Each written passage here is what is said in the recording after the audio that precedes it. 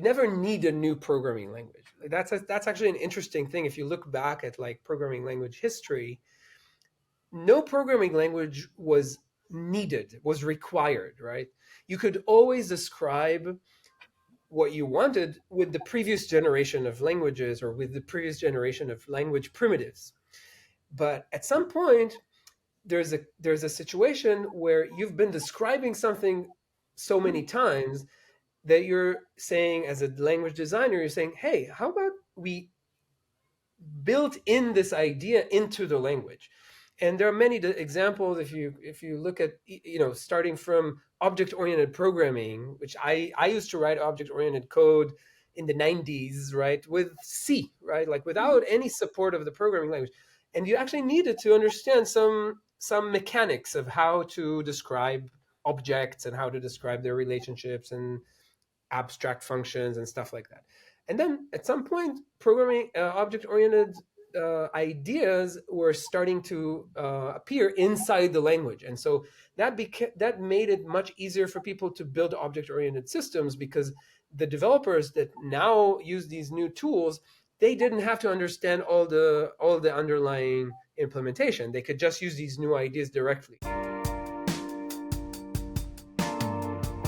Thank you so much for joining us today. It's a great pleasure to welcome you to the show. Thanks for having me. If you could give us a brief overview of your career trajectory, right, and the steps in your career that have led you to your current position at Wing, if you don't mind. Sure. So I'm a programmer.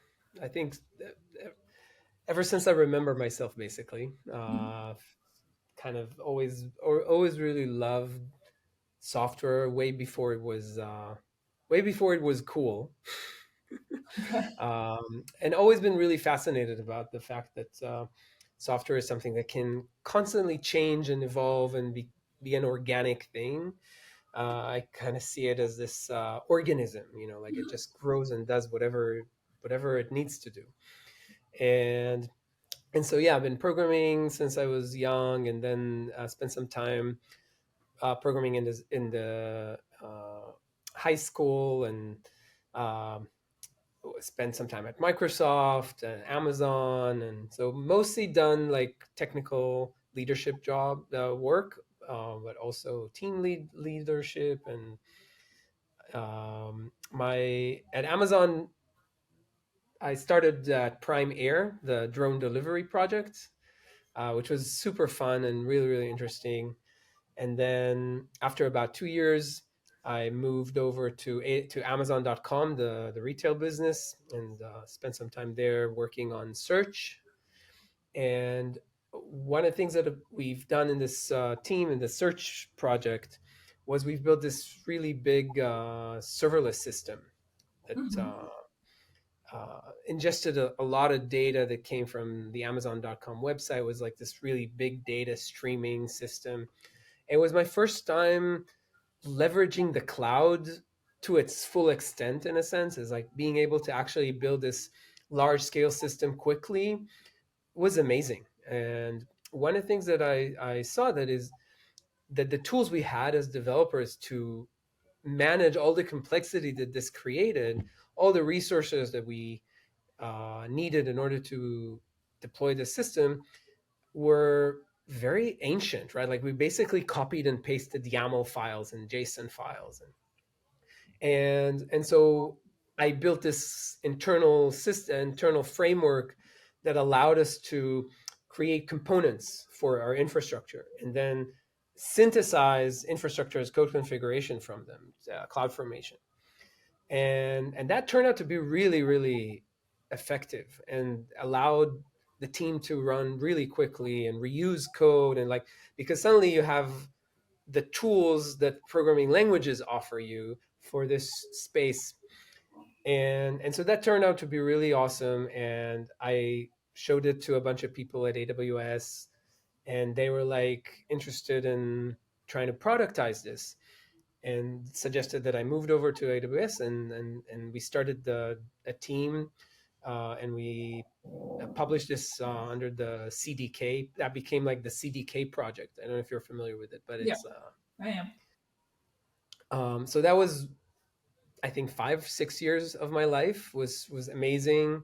Um, it was like the, I guess, like the holy grail for a technical innovator, I guess, is like I'm just putting this out there. I'm doing this thing that I believe is great for me, and a lot of people really liked it, both internally and outside of Amazon. It became a pretty big open source project, and an amazing community kind of formed around it, and was really, really an incredible experience. But at some point, I felt it. My work there was over. I felt like this vision is in place. This tool is the surface area, the idea is in production, and gives people. I'm talking to a lot of people, a lot of customers today, and we see a lot of people using the CDK, and it's just so rewarding to see like real businesses built with this tool, and it's unbelievable to. It's really, really great. But eventually, I felt like we're not there yet, because as a developer, the most important thing for me is to be able to iterate quickly on my code, and make Mhm. changes, because software is such a malleable medium. And and I felt like we needed to rethink how we're programming for the cloud. Like the tools that we've created so far, including the CDK, were designed with the tools that we've created for computers as machines, and not for computers as distributed systems. And I had the luck to reconnect with a good friend of mine who I worked with at Microsoft, and connect with a bunch of really amazing angel investors and VCs, and kind of partner up on, let's try to solve this problem properly. Let's try to solve this problem from the ground up, in a Mhm. sense, and really build the right stack for this new type of computer. And so that's what we're doing with Wing. That's a fantastic story. That someone who started as a developer joined great companies, right? Working for great enterprises like Microsoft, Amazon. You were able to spot some of the missing elements, and actually your mind, like I would call it a searching mind for searching for solution, right? To streamline and simplify the work that might have been, like repetitive or mundane. You actually were able to identify the challenge and the problem and to find the solution. That is an amazing story. Yeah, I mean, for me, it's always been one of the reasons I love software, is that you can build your own tools, right? Like it's not like a carpenter, right? Like a carpenter doesn't build their own tools. They need to go and get the tools from someone who's building tools for carpenters. Of course, actually, carpenters also build their own tools, which is pretty cool. But I think for software engineers, this is one of the amazing things about software. Like something's not working, fix it, right? Like it's like you can control your environment. You can control your iteration cycles. But sometimes it's really hard to fix some of those problems. And I think one of the analogies I'm enjoying nowadays is thinking about the cloud. I've had the opportunity to work in at Prime Air, and before also spent some time in doing building some hardware embedded systems. And one of the things that you do when you're building systems that are expensive to run, Mhm. like aerospace systems, for example, is you're simulating. And when you're creating software in these environments, it's obvious to everyone that you have to simulate. Like you can't Mhm. go and In production. fly the Yeah. fly the plane every time you want to fix a bug, or you want to test some new feature that you created. Like Yeah. you have to simulate. And I think the cloud is actually one of those types of systems. Like we're not there yet as an industry, I think. But in a sense, what we're doing with Wing, one of the biggest things that we're building with Wing, is a cloud simulator. It's something that allows you to actually create, build, test, develop full cloud applications on a simulated environment. And it's really interesting to see that there's a trend in the industry around digital. Sometimes they're called digital twins or simulations, and I feel like we're kind of getting to the point in the cloud industry to realize that the cloud is kind of like an airplane, Mhm. and I can't afford going to the cloud every time I want to do a development iteration. I want those development iterations to happen in seconds, not in minutes, not in tens of minutes or dozens of minutes, which is the reality today. And I think that this is a really interesting like for me, it's like one of the coin drops that I had at some point is like, we need a cloud simulator. We need to be able to simulate this environment, and once you have that ability, like everything changes. Like all the constraints are suddenly shifted, and so that's really cool to see what you can do with something like that. Yeah, that's very interesting. And the cloud simulation. And so my question is, there are lots of right now there are lots of programming languages, right? So what are the constraints with the existing languages, why they cannot be optimized? Like maybe you could create some libraries, new syntaxes to optimize this, as you said, iteration cycles, right? So what is it? What's the problem that you promise to solve to the dev community? So the sometimes the way I'm thinking about it, and tell me if it's a helpful analogy, Okay. is when you're writing code in a traditional, I'm calling them traditional programming languages, then you write your code and you compile it, and then the output is basically a list of instructions that are executed by a CPU Yeah. over time. So in a sense, your program describes something that happens over time. It's basically the time, kind of like the time dimension in a way. And when you're building cloud applications, you're building systems that are distributed. And so there's also a spatial dimension. There's also like this architectural structure. And within this architecture, there's a bunch of code that runs over time, right? Like you're running your container, running your Lambda function, right? Like those are little programs that are executed on singular machines within this distributed systems. But there's also this spatial aspect. And so, in a sense, if you think about cloud systems, they have another dimension. Like there's this dimension of time that describes what the system is, or what a single process is doing. But there's also this spatial aspect of like describing the architecture, the infrastructure, the connection between everything. And one of the realizations we had is that traditional programming languages, they're not good at describing these two dimensions, right? Like you can't really, because there are some fundamental assumptions that are that exist in existing languages that really makes it hard for us to model this concept of time and space in a way.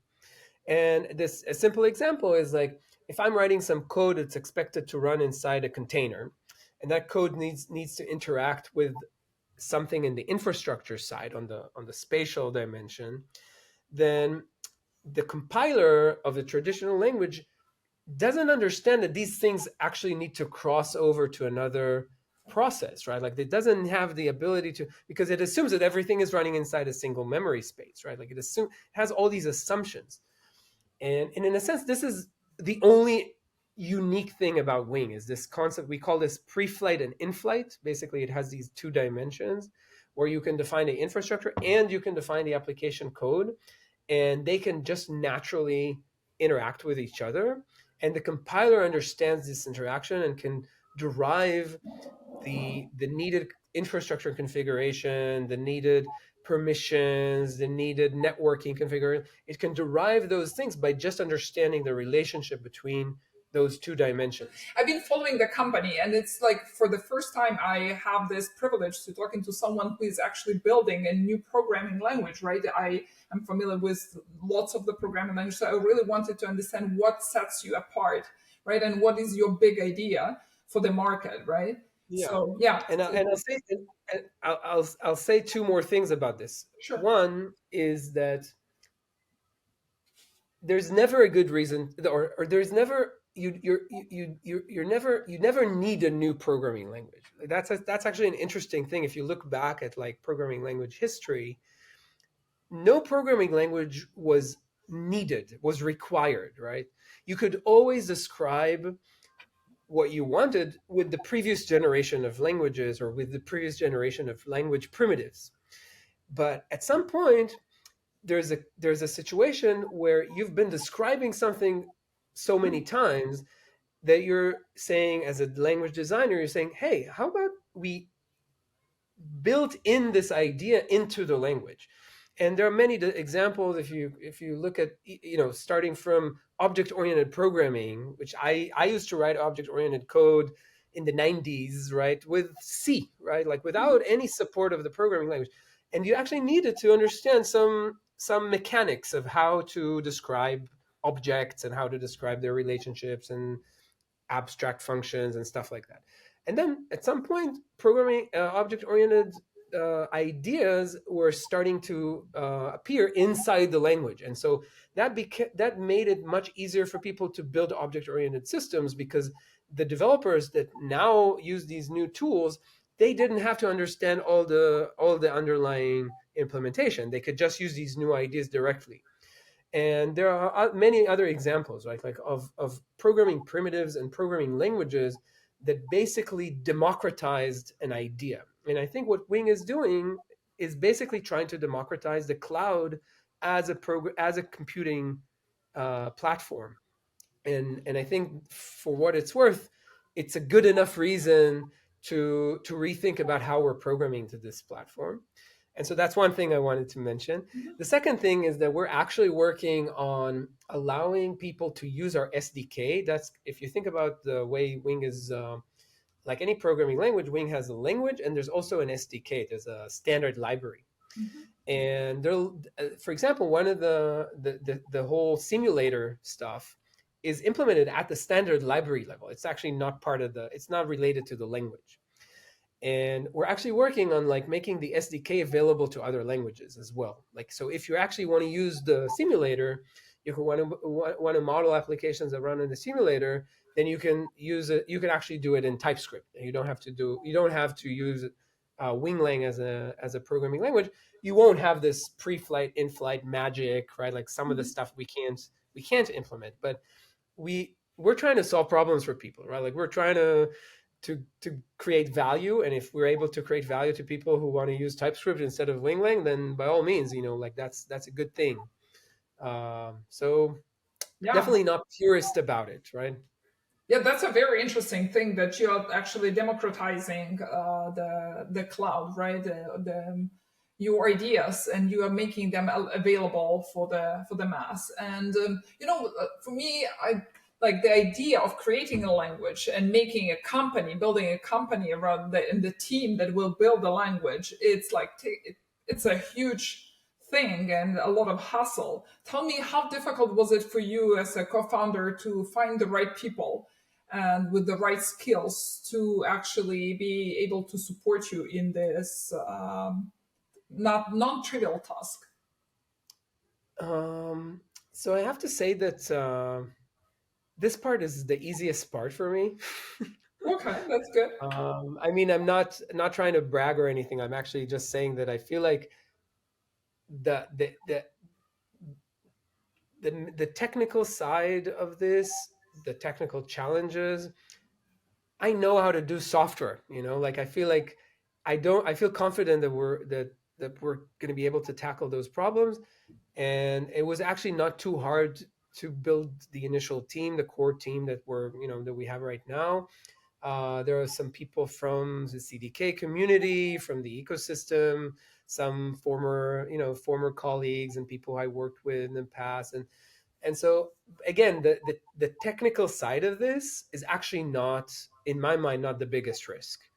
um, I think the biggest challenge here is that, first of all, there's a an objective challenge of like, okay, we're trying to really change how people build software in the cloud. There's like a market education aspect to this. Doing this as a startup is like really, really hard. And there's a huge challenge in like what's the right go to market, adoption, entry points, right? Like that's definitely a huge part of the risk that I see in this project. And I'm humbled about it. I think like it's definitely, it's critical. Like we have to get it right. And I think the other interesting challenge for me is just being outside of my comfort zone, right? Like I've been building software in the past 30 years, Hmm. even more, 32 years already. I mean, I'm 44. Like, I've been coding since I was about 12. That's a long time. Yeah. But I haven't been building companies, right, at that time. And more and more, I'm really respecting the challenges of like building um, a business motion, right? And like figuring out how to speak to the market and how to go to customers and talk to them and sell them something. I haven't been selling anything in my life, right? Like maybe a lemonade stand on the when I was like, and so I feel like that to me is the biggest challenge, right? Like it's like, okay, this is I don't know how to do this. I'm constantly in learning mode, which is great. I'm enjoying it a lot. I have this amazing team. My co-founder had some a lot brings a lot of experience. So I'm learning. I'm just absorbing a lot of new um, whole worlds of like art and science on how to do this. And I feel like that's been humbling, right? Like that's been something that's like, wait, this is going to be the hard part, right? Like not the That's very interesting that you actually recognize that, the having the technical background, that building the company and building the business is a totally new challenge. And you, in a way, preempted my next question about the community and the user groups and how you actually see this way. Because building a language and, the having all the good intention is one thing, but making it being adopted is the whole new level. So, from your perspective, like, how are you going to tackle this challenge of because people are usually resistant, you probably know this from your own experience, to new things, and they have to be exceptionally good to be adopted. So how are you approaching this challenge? so I think you said the right word, community, right? Like I feel like community and open source. I'm I'm a true believer in open source. I feel like that's the right way to build software nowadays. And we've actually started with that, right? Like the first thing we did is kick off an open source project and start building a community around it. And I know that this takes time, and it's almost by definition an organic process, right? Like we can't force it, we can't hack it. We just need to do the work and to create the value and to be true to ourselves and to what we believe is the right thing to do. And I think this is what attracts people to be involved with the project. And I'm pleasantly surprised by the traction that we see from the open source community. We have over 50 external contributors to our code base already, which is a big number. Like I think the CDK had reached that number after 3 years or 4 years or something like that. And people are engaged, truly engaged. It's not just like fixing typos in documentation. It's like people contributing stuff to the compiler, contributing stuff to the SDK, contributing additional cloud provider targets like support for Azure and AWS and GCP, and so there's like true engagement, and people are and we are starting to feel this feeling of like this is not just us, this is like the community is building this. And I feel like this is also where the trust eventually this is where the trust is coming from, right? Like being able to um, use a tool that is supported by a big community. And I think with programming language, it's almost table stakes, right? Like there's almost no other way. But I do believe in this approach generally is a great way to balance this tension, right? Like we are a startup company, and we there's a lot of stuff that we need to figure out, but everything that we do that's open source, and that's almost everything we do, is also supported by a community, and I truly believe that I, I it's going to stay like that. It's going to stay open source, and it's going to stay part of it. Okay, then it's very interesting, because you mentioned that you have investors, people who have actually see the potential for the business outcome, right? And I know that you're a strong believer in open source principles, right? And you right now you have just confirmed that, right? That you believe that building a successful programming language it's only possible with the open source kind of resources and be having it adopted. But if you could share with us what is your future strategy for monetizing, right? Since it's a business and you take a lot of hustle, right, for building a team and promoting and the using your time and resources, what that would be in the future. So the way I'm thinking about it is the challenge around delivering to the cloud or building stuff for the cloud um, exists across the entire life cycle of your application. It starts from development, but it continues when you're testing, when you're delivering, deploying, and when you're operating your application.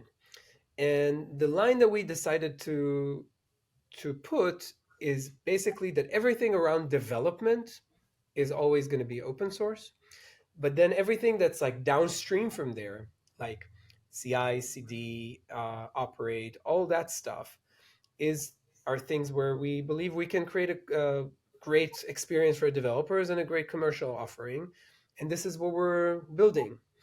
And and I think that that's a reasonable division, especially as a developer. It feels right. It feels like, yeah, I don't want to pay, or I want all my development tools to be open source and I don't want to pay for them because I want the creation side of the process to not have constraints, right? Like that's where I don't want those constraints.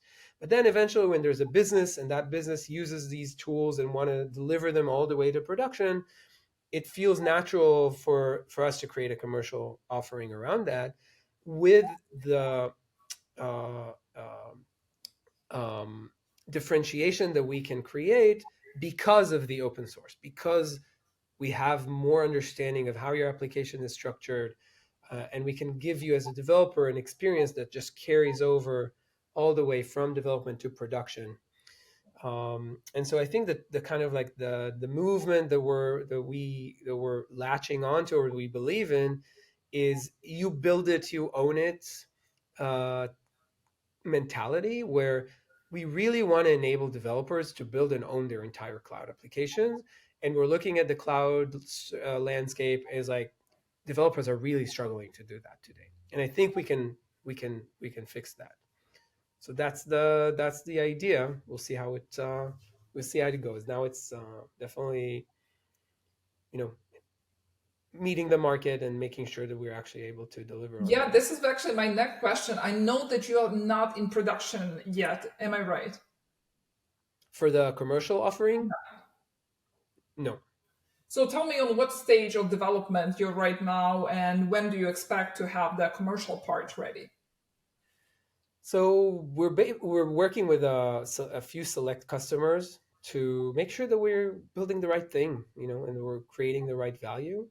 I don't know exactly how long that's going to take, but it's a lot of fun. Like just it's such as I mentioned, it's just like spending time with engineers that are building complex real systems in varying sizes of companies and different fields.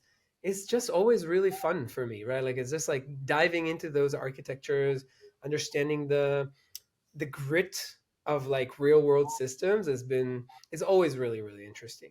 And I feel like every time we're spending time with customers and you see their eyes sparkle when we show them what Wing can do for them and how it can really change their day to day, right? Like their actual day to day experience building stuff for their customers. It just gives us such an amazing, you know, pleasure. So yeah, we're pretty early in this phase. As I said, we started with the open source because we wanted to make sure that we have a healthy foundation for this project, and now is the time to figure out the right commercial story. Got this. Yeah, that's interesting, and the great that you have this exposure to customers that will be like firsthand using and leveraging the technologies that you are building. So you will be able to get the immediate feedback and maybe fix the direction of the product that you are building on the way. Yeah, so that is very interesting. Maybe you could tell us a little bit more about the lessons. So for how long you've been developing the language, and what are the greatest lessons you have learned so far? And is there anything that you, if you look back to year or 2 years since you started the company, what would you do differently if you could? Hmm. Oh, sorry. No worries. um,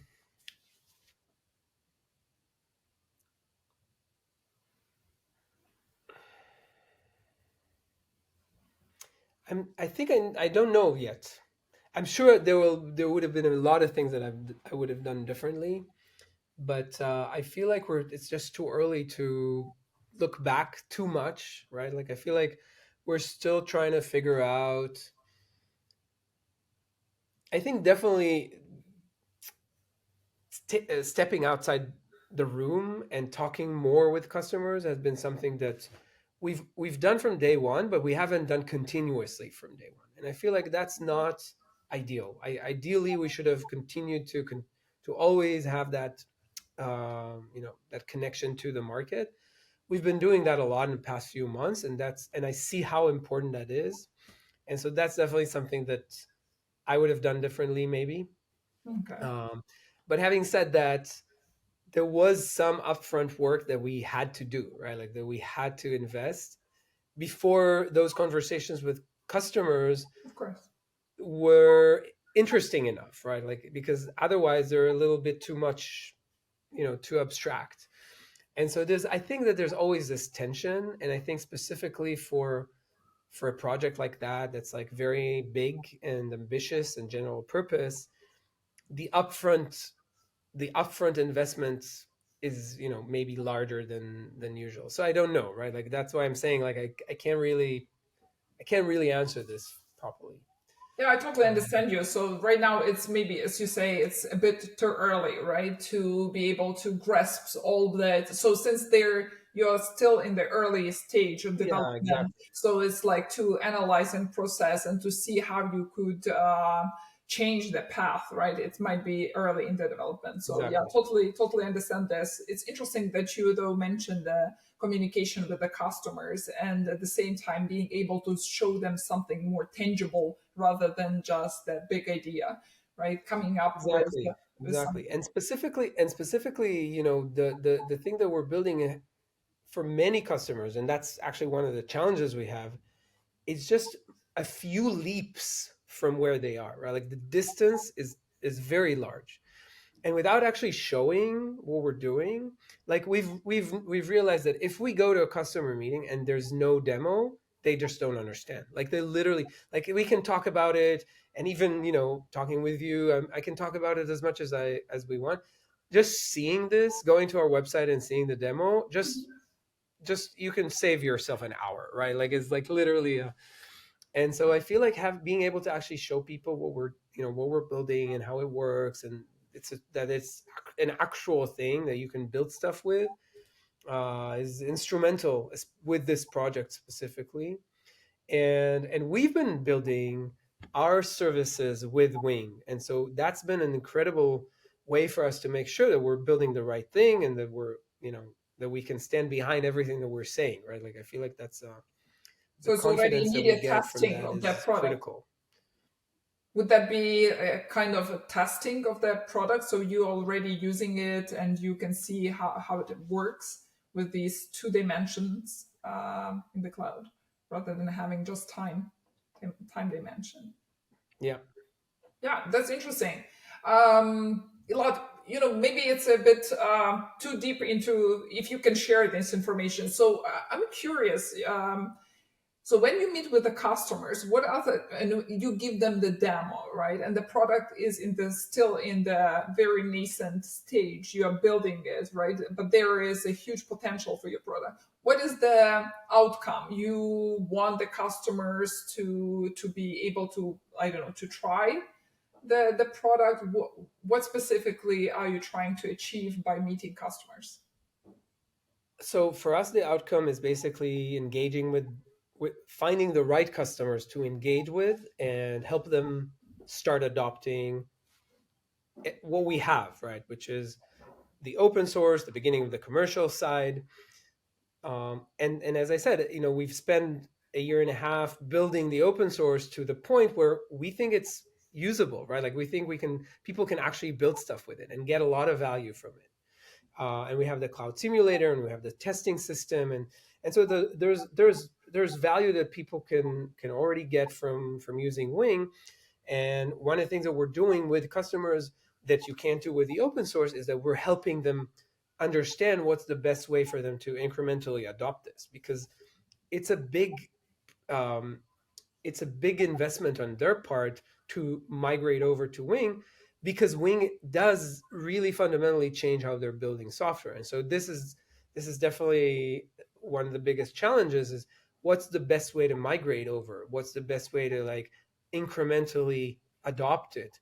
And so this is where we can bring a lot of value by just engaging, right? Like with working with them, understanding what they need to do. So that's the next step, right? Like if people think that this solves problems, real pain for them, then the next step would be to figure out the right way to do it with them.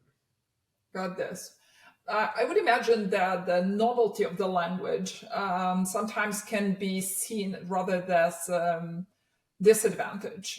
Many companies might see this as whether the product is mature enough, transitioning from something that's been there for decades to something new can be daunting. How do you address this concern? So this TypeScript support is part of it, right? Is basically saying, okay, you don't want the language, great, you can use TypeScript, and that's part of why we're building the TypeScript stuff.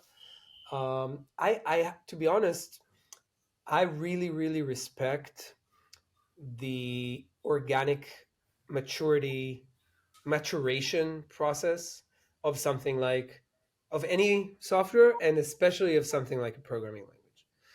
And I completely understand if a customer says this is not mature enough for me, right? Like we didn't even announce 1.0, right? Like we still didn't even get to 1.0, and we didn't get to 1.0 because it's not there yet, right? Like there's definitely areas where we feel like it's not there yet. So the last thing I'm going to do is going to try to convince someone to use something like a new programming language before they feel comfortable doing it. But we are seeing customers that I'll give you an example. As I mentioned, Wing uh, combines both infrastructure and application code together into a single language.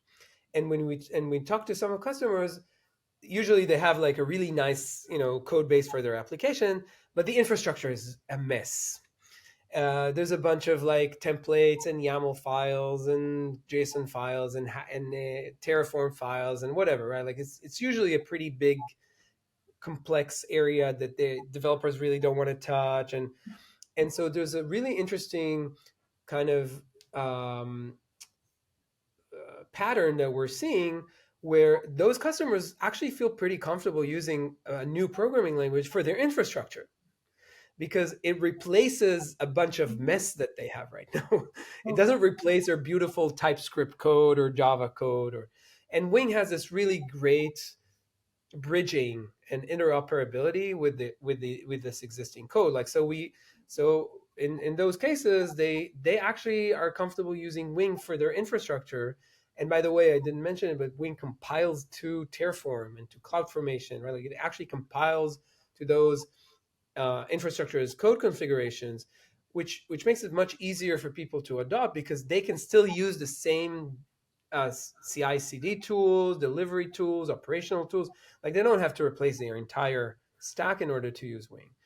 And so we're trying to find the right angles, right? Like, and if someone says, "Oh, this is actually great for my infrastructure. I don't want to touch my runtime code," then great, they don't have to touch your runtime code. But then when they add another event handler, or they add another job, or they add another container, or they add another Lambda function, then suddenly they can use Wing if they want to, and that becomes like this incremental adoption model. I love this. I And love how, yeah, so you're not pushing too hard. You actually see, I love them to identify where your product fits the best. That sounds really, really promising. One of my last questions, Elad, would be about maybe you could give some advice to companies or developers that are looking to, streamline their iteration cycles, right, to the cloud, or adopting new solutions, right? What would you advise them from your perspective? I would advise them not to rush into using Kubernetes. That's been a really interesting topic, actually. I've Can been, you seeing. specify why? Like Kubernetes is on the rise. Everyone knows it's a huge complexity of those environments, right? But like, okay, not don't use Kubernetes. Don't rush to using. Yeah, Like, I'm why? not saying don't use Kubernetes, because I feel Kubernetes is very valuable, but I also feel like I'm seeing a lot of people just bringing in Kubernetes into their systems too early, and without fully understanding why they're doing it. Um, Running a bunch of node servers on behind an auto scaling group, you don't need a Kubernetes cluster for that. Like, that's actually just adding way more complexity than you need. And I feel like people have kind of forgot, like, I feel like it happens a lot in technology where people are kind of building more and more layers, and they forget what's going on behind, right? Like, they kind of like don't understand that maybe are these layers really adding value or just complexity. And and I think Kubernetes is an interesting product in that sense, because it's extremely powerful, but for most use cases you really don't need all that power. You really don't need all these capabilities. You're paying, sorry, and you're paying a lot for that. And especially people who don't have experience with Kubernetes, there's this kind of like this hypey movement, is like people just, oh yeah, I need Kubernetes because my external DevOps company that I use told me that everybody's using Kubernetes, and so now I'm going to bring in Kubernetes. And they're not aware of the fact that they're now going to this, incredible amount of overhead in order to, serve a bunch of HTTP servers, and which is the common case, right? Like, in most cases this is what companies need. And so I feel like this, I feel like there's this really interesting kind of conversation in the industry recently, or maybe it's only where people who I talk to was like, maybe we went too far, right? Like, maybe we're using this tool just because everybody's using this tool, but we're not really sure what the value is. And so I think, like, that's one thing that I would recommend. Don't rush into that. Like, actually understand if you get value from it. Elad, and what would be the alternative? So, from your perspective, if that is something that maybe smaller companies that are not that huge or distributed, they don't get the full value of Kubernetes, from your perspective, what would be the alternative to that? So again, I think that running a bunch of node servers, you can just use VMs. It's actually really easy, and it works really well across all providers. And like, there's no, like, I feel like we kind of forgot that eventually we can just instantiate a bunch of VMs and put our code there, and it'll just run. And and and of course I understand the complexity of maintaining operating systems and maintaining, and you can run those in containers if you want on the VM. You don't have to use Kubernetes to do that. If um, But again, I feel like it's interesting where the cloud is going in that sense. I think the other alternative is to use serverless technologies, which I think are very valuable to get started, to prototype, to really quickly set applications up and get running quickly. I think again we've kind of reached in this fragmented industry where you're either a serverless shop or a Kubernetes shop, And one of the things we're trying to do with Wing is we're trying to fix that, because in Wing, you don't have to decide if you're a serverless shop or a Kubernetes shop, because you can really decide what's your deployment strategy in a decoupled way from the way you're building your application. There's actually this decoupling between those two layers, and you can start as serverless and become Kubernetes. You can become containers.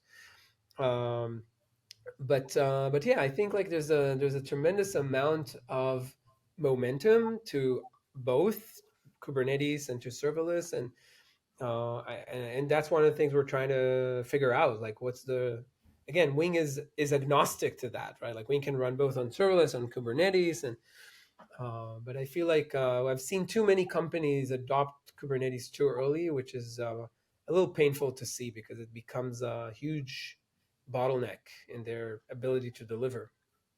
Yeah, that is fantastic insight, and I believe valuable for many people in the tech world, in the industry, to hear this. It's a bit sobering, right? It's something that is not maybe like thought Popular, not a popular. popular Yeah, opinion. that's the word. Not so popular, but that's something that actually gives that food for thought.